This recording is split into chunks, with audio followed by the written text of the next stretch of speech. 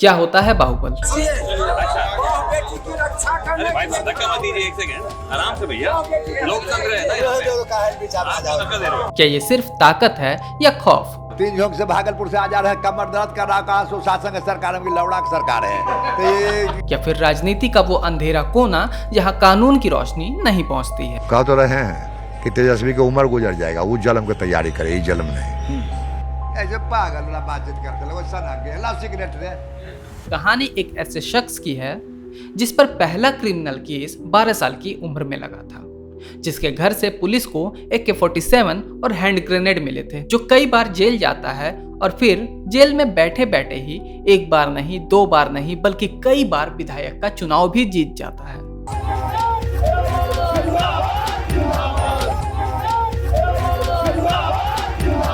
आज हम बात कर रहे हैं बिहार के मोकामा के उस बाहुबली की जिसे लोग छोटे सरकार के नाम से जानते हैं। नाम है अनंत सिंह, जिसने पिछले 3 दशकों में बिहार की राजनीति में भूचाल ला रखा है। आज हम अनंत सिंह की पूरी कहानी को परत दर परत खोलेंगे। ये जानने की कोशिश करेंगे कि कैसे एक घोड़ा गाड़ी मालिक का बेटा बिहार का सबसे बड़ा और सबसे विवादित बाहुबली बन गया। सफर शुरू होता है 1967 में, 5 जनवरी 1967। बिहार के एक छोटे से गांव जिसका नाम नदवान था, यहीं एक भूमिहार परिवार में अनंत सिंह का जन्म हुआ। पिता चंद्रदीप सिंह घोड़ा गाड़ी चलवाते थे। अनंत अपने 4 भाइयों में सबसे छोटे थे।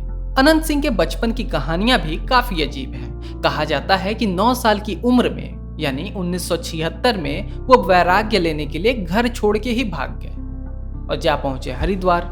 सन्यासी बनना चाहते थे, लेकिन कुछ ही समय बाद वापस आ गए। जब पूछा गया कि वापस क्यों आए तो उन्होंने कहा कि वहां शांति मिली ही नहीं। अब ये भी एक विडंबना थी, जो लड़का शांति की खोज में 9 साल की उम्र में निकल गया था, वही पूरी जिंदगी अशांति और हिंसा के इर्द गिर्द घूमने वाला था। 1979 में जब अनंत सिंह सिर्फ 12 साल के थे तो उनका नाम एक मर्डर केस में सस्पेक्ट के तौर पे दर्ज हुआ। हालांकि उम्र कम होने या शायद परिवार का दबदबा बढ़ने के कारण इस केस में कभी चार्जशीट फाइल ही नहीं हुई। परिवार का दबदबा इसलिए बढ़ रहा था क्योंकि अनंत के बड़े भाई दिलीप सिंह का नाम इस इलाके में गूंजने लगा था। 80 के दशक में बिहार में अपराध और राजनीति के गठजोड़ का दौर था। दिलीप सिंह ने उस वक्त के कुख्यात स्मगलर कामदेव सिंह का गैंग ज्वाइन कर लिया था। कामदेव सिंह का गैंग कोई छोटा मोटा गैंग नहीं था। उस वक्त नेपाल का अपना कोई बंदरगाह नहीं था। सामान कोलकाता पोर्ट पे उतरता था और फिर छोटी छोटी रेल लाइन से बरौनी होते हुए नेपाल जाता था। कामदेव का गिरोह इसी छोटी लाइन पे ट्रेनों को लूटता था। बंदूक की नोक पे पूरा का पूरा माल उतरवा लिया जाता था। दिलीप सिंह बहुत जल्दी कामदेव के राइट हैंड बन गए। जब कामदेव की हत्या हुई तो गैंग की कमान दिलीप सिंह के हाथों में आ गई। अब वो मोकामा के बेताज बादशाह बनने के राह पे थे। दिलीप सिंह का दबदबा इतना बढ़ा कि मोकामा के तत्कालीन कांग्रेस के विधायक और मंत्री श्याम सुंदर सिंह धीरज ने उन्हें अपने साथ जोड़ लिया। दिलीप सिंह अब मंत्री जी के लिए बूथ कैप्चरिंग का काम करने लगे। कहा जाता है कि 80 से 90 के बीच यानी 1980 से 1990 के बीच 2 बड़े चुनाव दिलीप सिंह ने धीरज को जितवाए थे। दिलीप सिंह की ताकत बढ़ रही थी। लोग अब उन्हें बड़े सरकार कहने लगे थे। सब ठीक चल रहा था, लेकिन 1989 में एक ऐसी घटना हुई जिसने सब कुछ बदल दिया। दिलीप सिंह ने सुबह सुबह मंत्री श्याम सुंदर सिंह धीरज से मिलने के लिए उनके पटना निवास पे पहुंच गए। मंत्री जी ने उन्हें ठीक से मिलने के बजाय झिझक दिया। कहा कि तुम दिन में मिलने मत आया करो, शाम को मिलने आया करो, वो भी सबसे छुप छुपा के। ये अपमान बड़े सरकार को चुभ गया। अब चुभता भी क्यों नहीं, जिस आदमी के दम पे मंत्री जी मंत्री बने थे, आज उसी आदमी से मिलने में मंत्री जी को शर्म आ रही है। दिलीप सिंह ने इस पल फैसला किया कि अब वो खुद चुनाव लड़ेंगे। 1990 का विधानसभा चुनाव दिलीप सिंह ने जनता दल के टिकट पे श्याम सुंदर सिंह के खिलाफ ही पर्चा भर दिया और ना केवल वो लड़े बल्कि बड़े मार्जिन से जीत भी गए। एक बार फिर 1995 में उन्होंने धीरज को हरा दिया। मोकामा अब सिंह परिवार का किला बन चुका था। दिलीप सिंह विधायक तो बन गए थे, लेकिन कहा जाता है कि पर्दे के पीछे सारी राजनीतिक विरासत, सारा मैनेजमेंट और जरूरी काम किसी ने किया तो छोटे भाई अनंत सिंह ने। और तभी 1990 के दशक के अंत में परिवार में एक बड़ी मुसीबत आ गई। दुश्मनी के चलते इनके बड़े भाई बिरजू सिंह की हत्या कर दी गई। यहीं से छोटे सरकार के खौफ की असली कहानी शुरू होती है। इसके बाद ये किस्सा आज भी सुनाया जाता है कि एक दिन अनंत सिंह को पता चला कि उनके भाई का कातिल नदी के दूसरी तरफ बैठा है। अनंत सिंह अकेले थे, बीच में उफनती गंगा थी। वो नदी में कूदे, तैर के दूसरे तरफ पहुंचे और अपने भाई के कातिल को ढूंढा और कथित तौर पर ईंट और पत्थरों से कुचल कुचल कर मार डाला। पुलिस भी इस केस को कभी वेरीफाई कर ही नहीं पाई, लेकिन इस घटना ने अनंत सिंह को अनंत सिंह बना दिया। जो अब एक पर्दे के पीछे थे वो अब सामने आ चुके थे। लोगों ने उन्हें नाम दिया छोटे सरकार। साल था 2000 का। मोकामा के किले में पहली बार सेंध लगी। बड़े सरकार दिलीप सिंह के खिलाफ एक और बाहुबली सूरजभान सिंह ने निर्दलीय चुनाव लड़ा और उन्हें 70,000 वोटों के बड़े मार्जिन से हरा दिया। ये सिंह परिवार के लिए एक बड़ा झटका था और यहीं से अनंत सिंह और सूरजभान सिंह के बीच उस लंबी दुश्मनी की शुरुआत हुई जो आज तक बिहार की राजनीति को गरमाती रही है। दिलीप सिंह तो धीरे धीरे राजनीति से दूर हो गए और कमान संभाल ली छोटे सरकार यानी अनंत सिंह ने। 2005 की बात है, बिहार की राजनीति बदल रही थी। नीतीश कुमार लालू यादव के जंगल राज को खत्म करने की तैयारी में थे, लेकिन चुनाव जीतने के लिए समीकरण साधने पड़ते हैं। नीतीश कुमार को अनंत सिंह की जरूरत महसूस हुई। 2005 में अनंत सिंह ने जेडीयू के टिकट पर मोकामा से अपना पहला चुनाव लड़ा। नाम पहले ही बन चुका था, नतीजा भारी जीत। 2010 में भी जेडीयू के टिकट पर छोटे सरकार ने अपनी सीट बरकरार रखी। छोटे सरकार अब विधायक तो बन चुके थे, लेकिन सत्ता का नशा और दबंगई दोनों कम नहीं हुई। अनंत सिंह विधायक थे, लेकिन पटना में कुछ और ही चल रहा था। उन पर प्राइम प्रॉपर्टीज पर जबरन कब्जा करने के आरोप लगने लगे। विधायक रहते हुए अनंत सिंह का नाम एक के बाद एक बड़े विवादों में आता रहा। 2007 में एक ऐसा ही मामला सामने आया जिसने पटना से दिल्ली तक हड़कंप मचा दिया। अक्टूबर 2007 में रेशमा खातून नाम की एक लड़की ने सीएम नीतीश कुमार और डीजीपी को एक चिट्ठी भेजी। आरोप लगाया कि विधायक अनंत सिंह और उनके साथियों ने उनके साथ बलात्कार किया है। चिट्ठी में लिखा था कि मुझे डर है कि जब तक ये चिट्ठी आप तक पहुंचेगी मुझे मार दिया जाएगा। और हुआ भी यही। अगले ही दिन पटना के पटेल नगर में एक बोरी में एक महिला की लाश मिली। फिर 1 नवंबर को एनडीटीवी के 2 पत्रकार राकेश सिंह और हबीब अली इसी मामले में अनंत सिंह का इंटरव्यू लेने पहुंचे उनके पटना आवास पर। वहां जो हुआ वो बिहार की पत्रकारिता का एक काला अध्याय है। आरोप है कि अनंत सिंह के समर्थकों ने दोनों पत्रकारों को बंधक बना लिया, उनकी जमकर पिटाई की। जब दूसरे पत्रकार उन्हें बचाने पहुंचे तो उन पर भी पत्थर फेंके गए और हवाई फायरिंग भी की गई।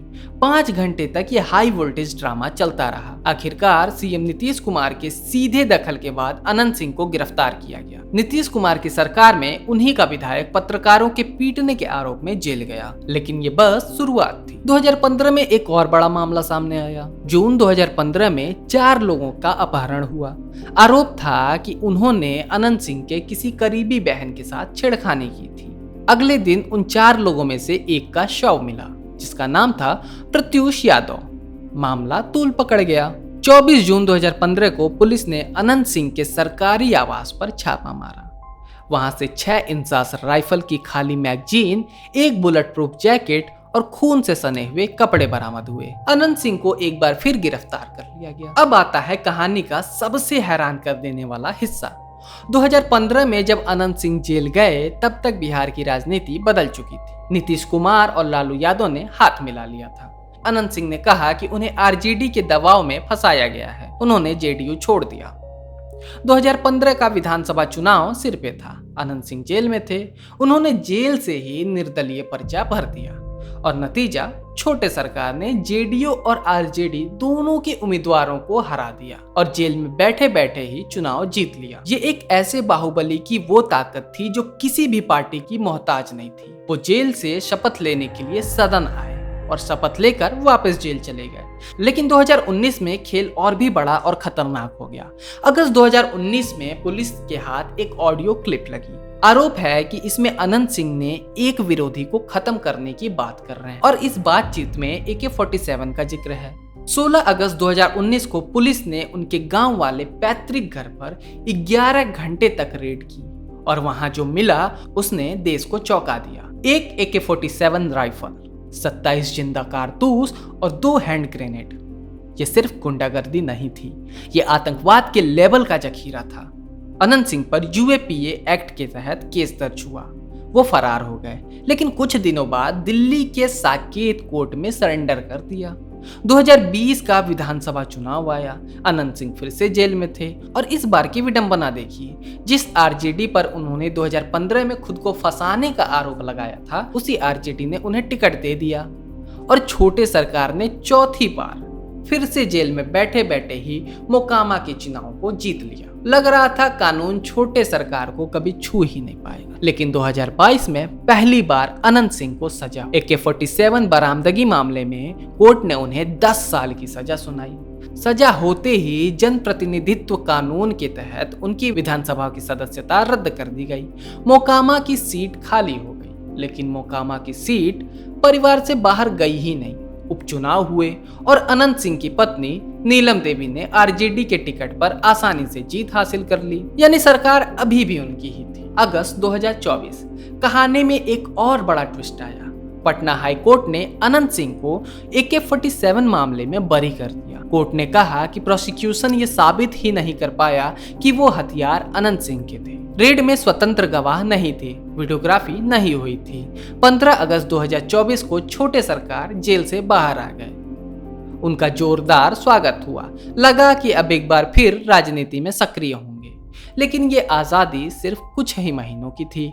30 अक्टूबर 2025 यानी कुछ दिन पहले चुनाव प्रचार के दौरान अनंत सिंह के काफिले और जन स्वराज के समर्थक दुलार चंद यादव के बीच हिंसक झड़प हो गई, जिसमें दुलार चंद यादव की मौत हो गई। आरोप लगा कि उन्हें पहले गोली मारी गई और फिर गाड़ियों से कुचला गया। FIR में पहला नाम किसका था? अनंत सिंह का। 1 नवंबर 2025 की रात को पटना पुलिस ने छोटे सरकार को एक बार फिर हत्या के आरोप में गिरफ्तार कर लिया।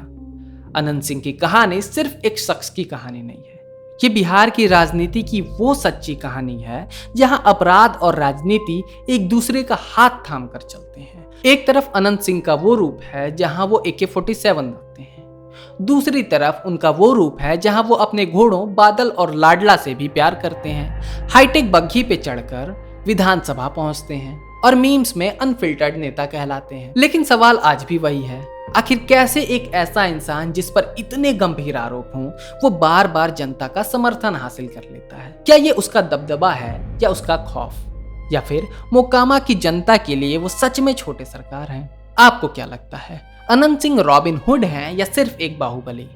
नीचे कमेंट सेक्शन में अपनी राय जरूर दीजिए। अगर आपको ये वीडियो पसंद आया तो लाइक करें, सब्सक्राइब करें और शेयर करें। मिलते हैं अगले एपिसोड में, तब तक के लिए धन्यवाद।